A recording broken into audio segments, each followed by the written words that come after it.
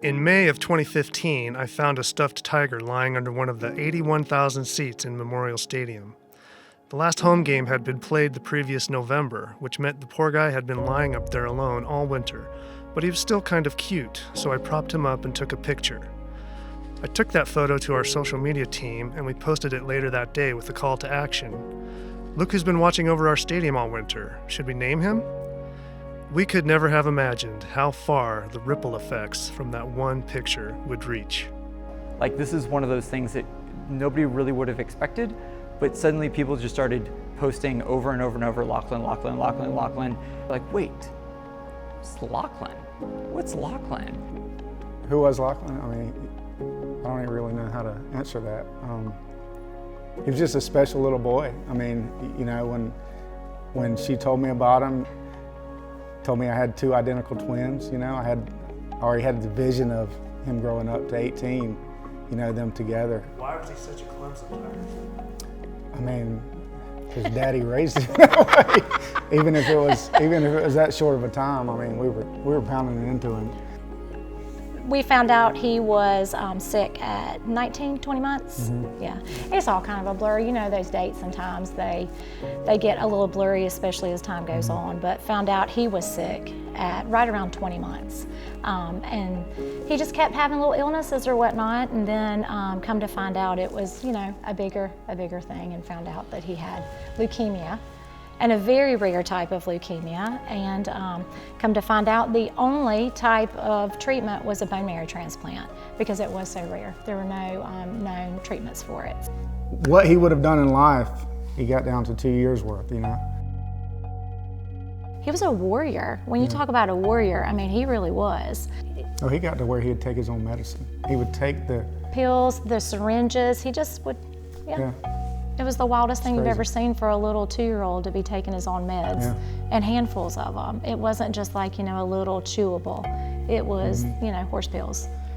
So he was a force to be reckoned with. Lachlan Tannery passed away 8 days before I found this little tiger in the stands. He was just 2 years old.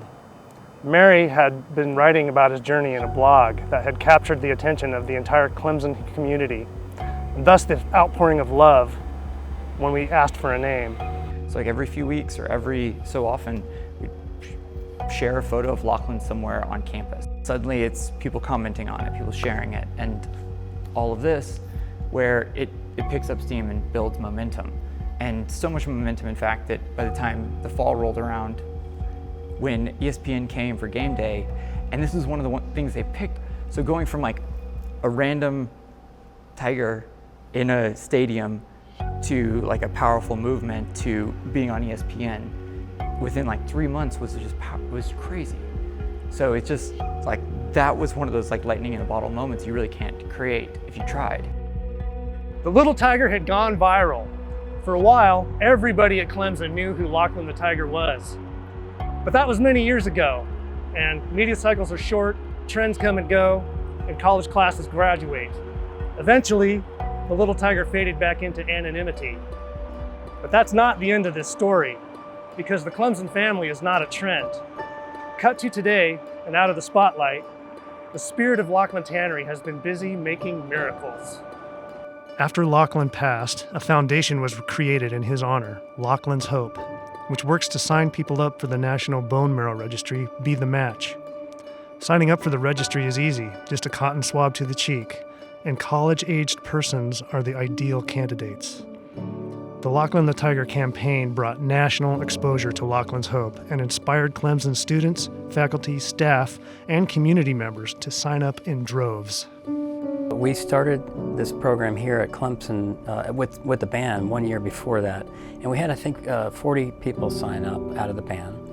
And then the year that Mary came and spoke, you know, she spoke about her son Lachlan, who was still alive at the time, and there wasn't a dry eye on the field there. And I think we had 200 sign up right then. So almost the entire band. At this point in time, 7 or 8 for sure that I know about. I may not know about every single one of them. 7 matches means renewed hope for 7 families, but it doesn't stop there. Many students not in the band have matched. and staff members and people from all corners of the Clemson family. So I found out about Be the Match while I was in Tiger Band. They came to one of our rehearsals and they were just encouraging college students to sign up for the registry.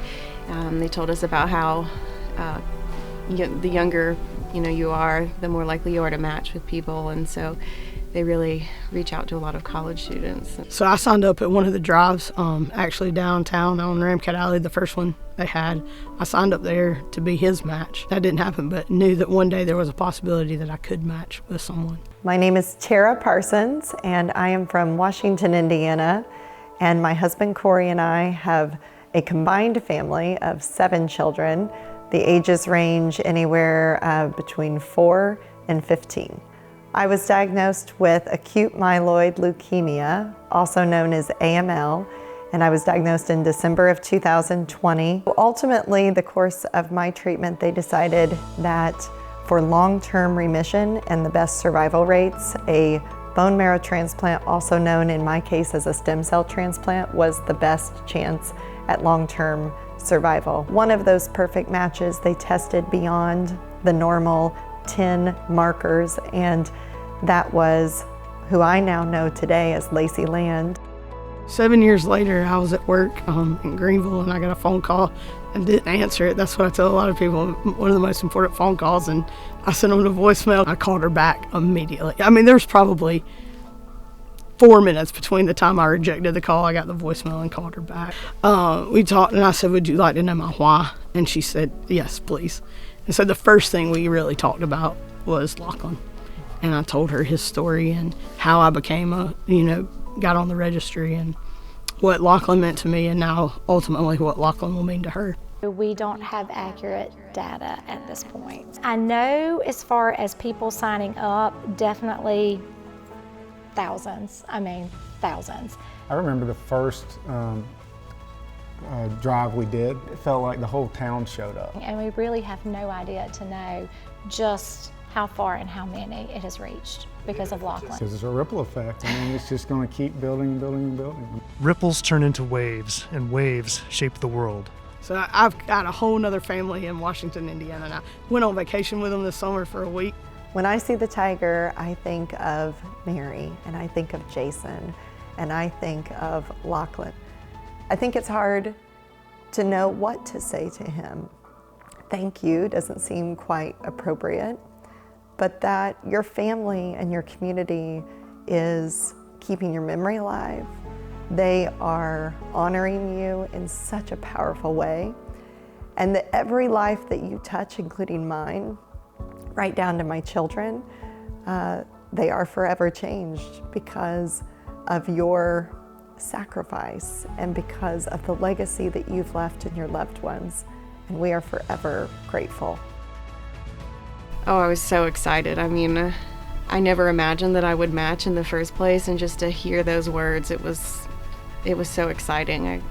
I get chills thinking about it still to this day. His name is David, yeah, and his wife is Vicky, and they're just incredible people. I love them so much. Getting to meet them, like, I could see that he was like the center of the family, and had he not been here, I just can't imagine what their family would be like anymore. To have the opportunity to save someone's life and to have such an impact is so incredible. What better gift, you know? It's ultimately led me to where I am now, working in oncology and working with transplant patients. It was like such a defining moment in my life. There's no way to describe it other than just, it really is the best thing I've ever done, and I feel like I might ever do, really, with my life. And how much would you say little Lachlan has had to do with this? Here on our campus, almost everything. He left behind 2 brothers that I hope are going to live for him, you know? With what he left behind, oh my gosh, I just feel like it's such a legacy. I think through the way he was so happy and the way our community, including Clemson University, not only the students, the faculty, and just everybody, they wrapped their arms around us. Our friends and family started Lachlan's Hope, And we're, what, 8 years down the road now? And we still feel the love, and it just keeps getting stronger and stronger.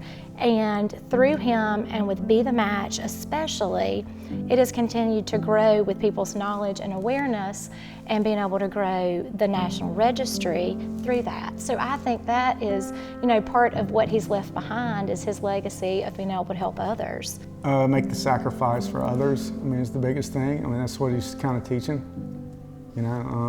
It's not a big sacrifice either. Well, I go back to, this is part of what keeps him with us, in a sense. And to the fact that it helps so many people. It is so hard to be sad. It really is. There is nothing stronger than a parent's love for their child, but there may be something equal to it. One of Clemson University's core values is selfless service to others. Lachlan Tannery died so that others may live. There is no greater love than that.